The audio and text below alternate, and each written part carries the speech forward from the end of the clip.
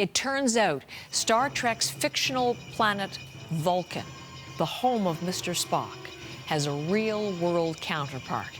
And many people are talking about this, so we want to talk about it with Nicole Moltiaro, who has been writing about this, has a great piece online. I always get your last name wrong. Darn it. Everybody Mortillaro. Mortillaro. I'm sorry, Don't Nicole. worry. I'm all flummoxed because I've just learned in the commercial break prior to this conversation that Nicole's a huge Star Trek fan, so you have no trouble doing this. Oh, no. Are you You're all set. And you even have reveal... Star Trek, you have a Star Trek insignia tattoo on my shoulder. On your shoulder, so you're the perfect person to report on this. Why you might be so excited to learn that Gene Roddenberry, he had it right. No kidding. I mean, sometimes, you know, you wonder if he was... Is he from here?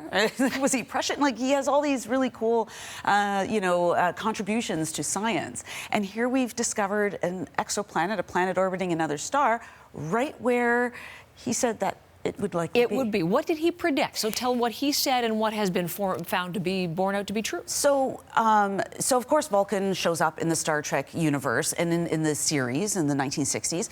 And then there were Star Trek books that came out. So in these books, some people had, thought about this star, 40 Eridani A, because it's part of a triple star system. And they suggested that that star would likely be home to an intelligent race because the star is about 4 billion years old. Our own sun is 4.6 billion years old. And it's cool. And they said, you know what? This could be home to a planet. So in 1991, Gene Roddenberry wrote a letter, which I believe we have. Yeah, let's show that.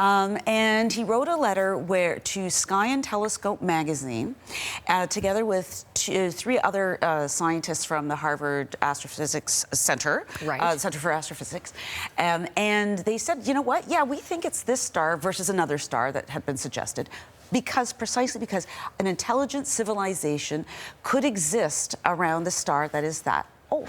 Isn't that amazing? That Gene Roddenberry. Yeah, see? He was incredible. So they found it. Tell us about the planet itself, what it's like, because you write about it called a super Earth planet. Right. So there are different. So it's really interesting because exoplanets were the first one was discovered in the early 1990s, 1992, but around Earth or sun-like stars in 1995, I believe it is.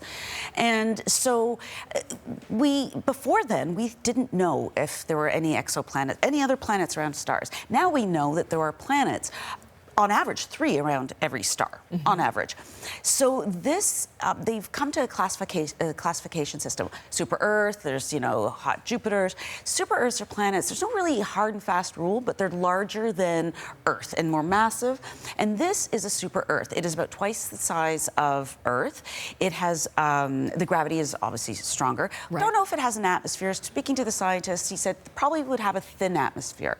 So this planet, though, Vulcan, we're going to call it now. It doesn't have a name yet. Not yet. I actually suggested that they go to the IAU, the International Astronomical Union, suggest that they name this Vulcan.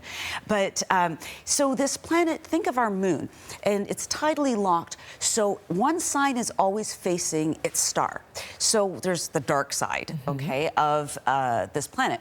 So the planet would likely be dry if it had a thin atmosphere, dry, and the gravity would be heavier, and that's kind of like Vulcan in Star Trek. Because we were looking at some video of that. I don't know if we still have it, but we were earlier looking at when Spock returns home, the kind of conditions. Exactly, and that's what the scientists were saying. It's dusty. There's caves. If you're facing only one side, you might live in cave-like structures. But here's the other thing: gravity's stronger, so that means Spock would be stronger, which he is in the series. See, you're liking this article more than any you've written, haven't you? It's Yeah, fantastic. Good to have you in to talk about that.